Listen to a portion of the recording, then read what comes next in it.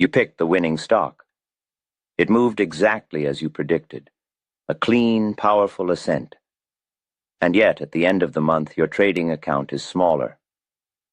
The victory felt hollow, a ghost of a profit because it was overshadowed by a single catastrophic loss. A loss on a stock you swore was a sure thing, a position you loaded up on, a mistake you refused to cut as it bled day after day. You were right on one, and catastrophically wrong on the other. And the single wrong decision erased 10 correct ones. This is the quiet, creeping disease of the speculator. Brilliant analysis undone by abysmal money management. It is the reason intelligent men and women leave this game with empty pockets and broken spirits. They master the art of being right, but never learn the science of not losing too much when they are wrong. The greatest enemy of a speculator is not the market, nor the insiders, nor the manipulators. It is the arithmetic of loss. Your mind, untrained in the cold logic of capital, does not intuitively grasp the brutal mathematics of a drawdown. If you have $10,000 and you lose 50%, you are left with $5,000. To get back to your original stake, you do not need a 50% gain. You need a 100% gain. Your capital must double, an immense task, just to return to zero. A 75% loss requires a 300% gain to recover. The further you fall, the steeper the climb becomes until it is practically vertical. The uniformed trader sees a stock down 50% and thinks, it just has to go back up to where it was. He fails to understand that for him, the owner of the depleted capital, the task is twice as hard.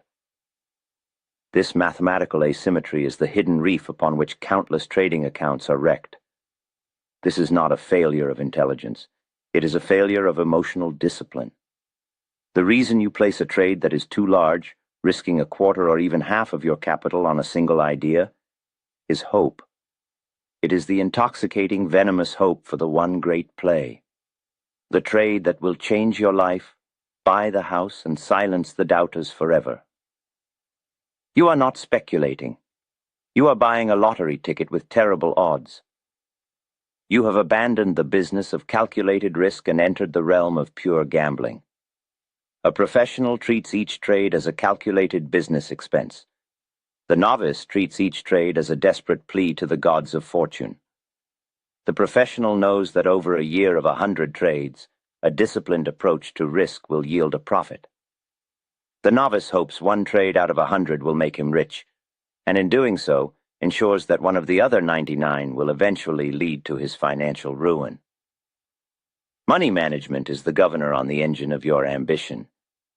It is the cold, dispassionate set of rules that protects you from your own worst impulses. Your greed, your fear, your ego.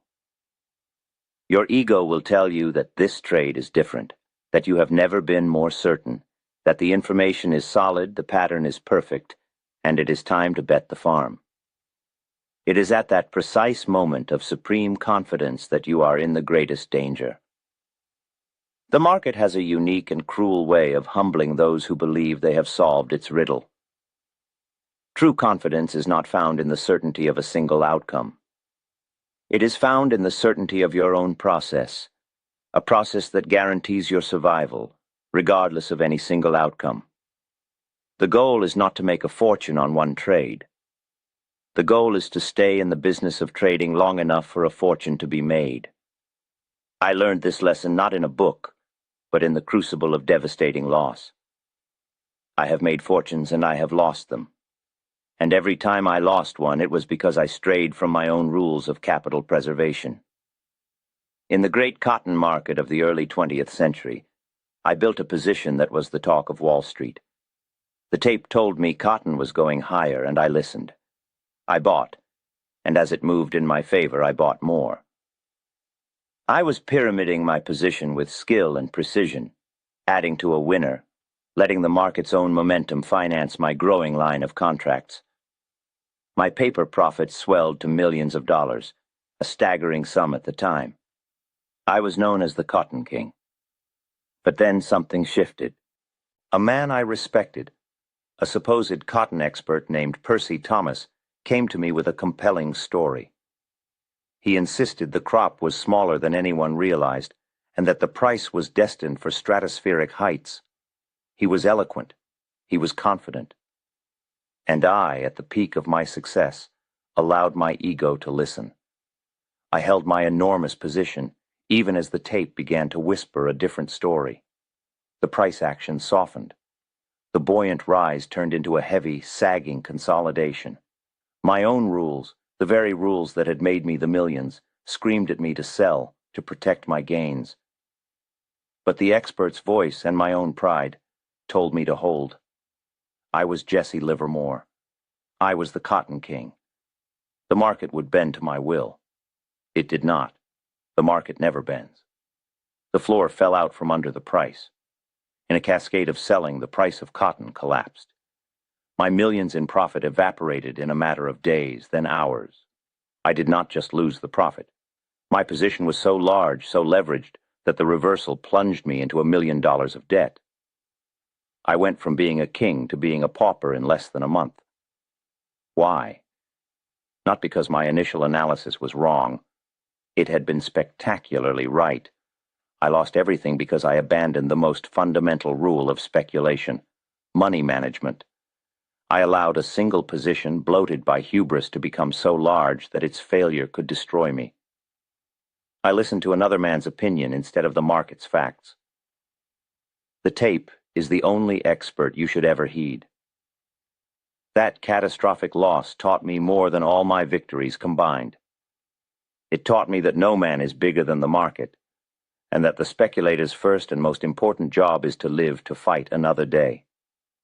Jesse Livermore, or Larry Livingston as he was known in print, consistently stressed that Wall Street extracts a heavy cost of instruction for every lesson learned the hard way. Fortunately, the core principles he developed to survive these expensive market penalties were captured for posterity by Edwin Lefebvre in the 1923 masterpiece, Reminiscences of a Stock Operator. It stands as the finest possible literary training ground, allowing you to absorb decades of painful operational experience without ever having to risk $1 of your own capital. To ensure this timeless wisdom translates accurately to the modern computerized arena, we advise seeking out the Max Davidson Annotated edition. Davidson's careful commentary is indispensable for bridging the gap between Livermore's era and ours. A link to this essential edition is provided in the description below. My stories can teach you the mindset. They can instill in you the discipline to manage your emotions and, most importantly, your capital. But this is the why. For the how and the when, the precise mechanics of identifying the moments of maximum opportunity and minimum risk, you need a structured methodology. I give you the discipline and the mindset. But for the precise mechanics, exactly where, how, and when to execute the trade, you need the structure of Richard Wyckoff. He was my contemporary, a titan of tape reading who codified the market's behavior into a repeatable, logical system. His work on accumulation and distribution is essential. I have left the link to his channel in the description below. Use it to complete your arsenal. My philosophy and his methodology are two sides of the same coin of speculation. Now, let us translate this hard-won lesson into the modern market, where the click of a mouse can deploy more capital than I could in a week.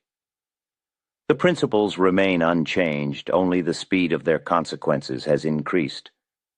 Your first and most sacred rule must be this: you will never risk more than a small, predetermined percentage of your total trading capital on any single idea. For most, this figure should be 2%. For the cautious or the novice, 1% is even better. This is not a guideline. This is an unbreakable law. Let us walk through the mechanics of this law. It is a simple 3-step algorithm that you must perform before every single trade.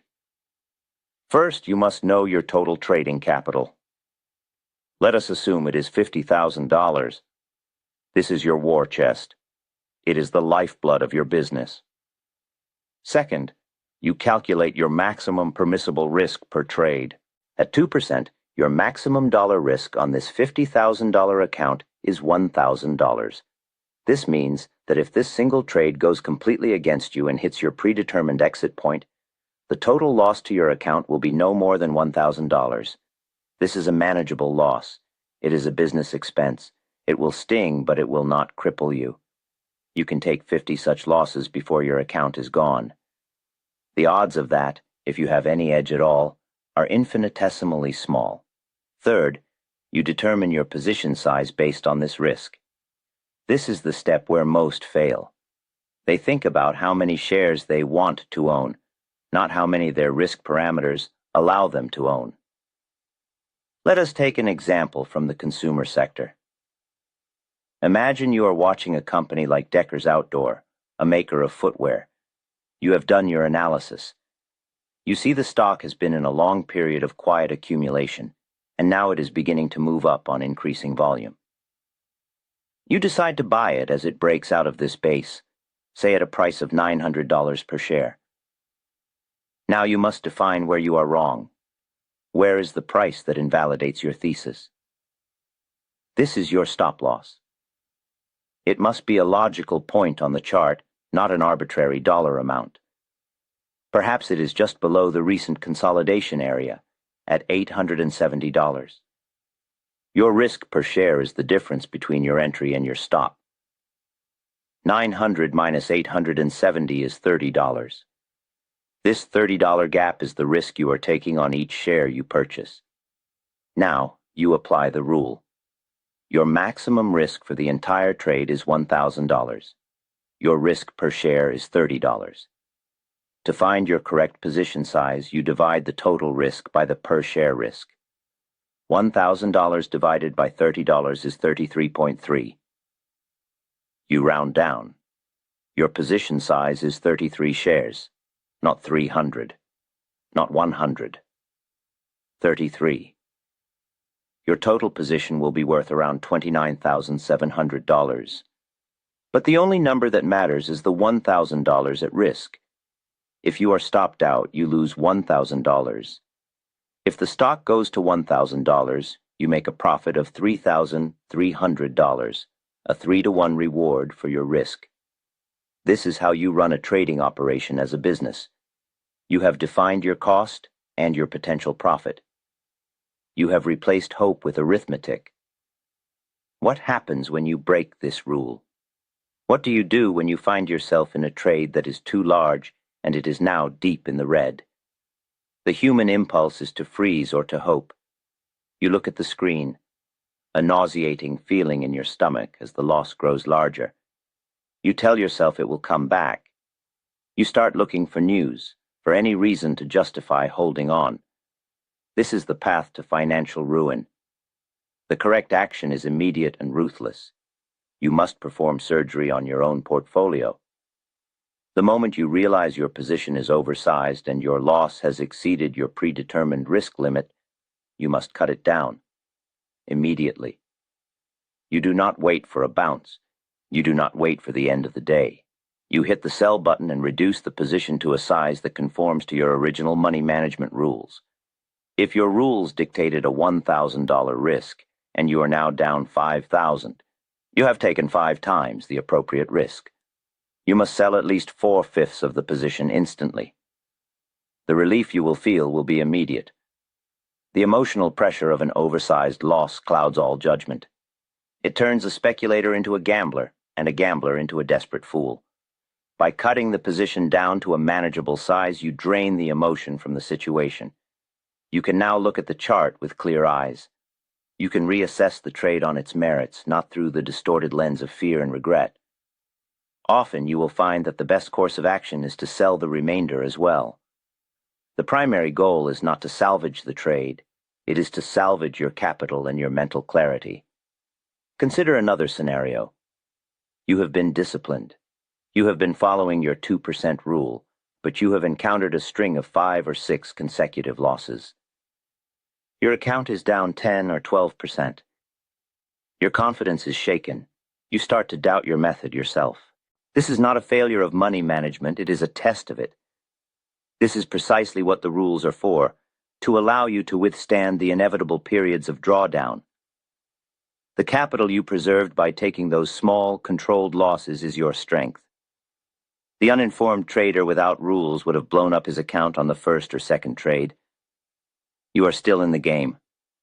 When this happens, the professional speculator does not double down. He pulls back. He reduces his risk per trade to 1% or even 0.5%. He takes smaller positions. He waits for the market to become more favorable to his style, for the high probability setups to reappear. He knows that his job is not to trade every day, but to trade only when the odds are firmly in his favor. The cash he holds is not idle, it is a strategic position. It is the ammunition he conserves while waiting for the perfect shot. Patience and cash are two of the most powerful positions you can hold. In the end, speculation is a business of probabilities, not certainties. You will be wrong. You will have losing trades. The greatest traders in the world are often right only half the time. Their fortunes are not built on their ability to predict the future. They are built on a foundation of rigid, ironclad money management.